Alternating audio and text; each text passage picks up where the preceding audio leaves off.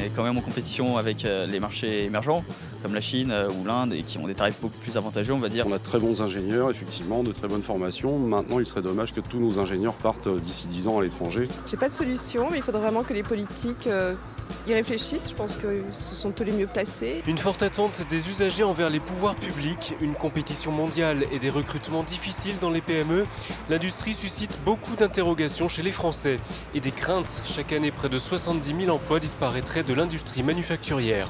Depuis 30 ans, la désindustrialisation touche tous les pays développés, mais certains éléments restent une spécialité hexagonale. Une désindustrialisation qui est celle de la fabrication en milieu de gamme, des délocalisations, des formations qui ne sont pas forcément adéquates pour ce secteur parce qu'on a de moins en moins aimé l'industrie, une fiscalité en particulier à une époque sur les droits de succession qui ont très fortement désindustrialisé le pays. Résultat, les produits français sont jugés de bonne qualité mais peu innovants, un jugement décisif au moment où les marchés atteignent la saturation. L'innovation a fortement baissé. Les investissements dans la recherche plaçaient la France à la 5e place des pays de l'OCDE au début des années 90.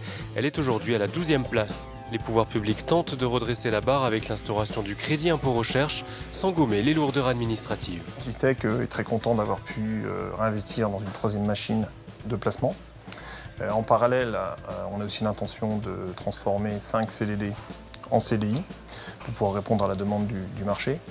Mais peut-être qu'avec moins de lourdeur administrative, on aurait pu pousser les investissements et pousser les recrutements pour ces sociétés de 50 personnes. Malgré tout, en termes de soutien, on a quand même un soutien important qui s'appelle le crédit impôt recherche. Il y a eu des complications en 2012 puisque certaines entreprises ont fait de l'innovation et pas de la recherche.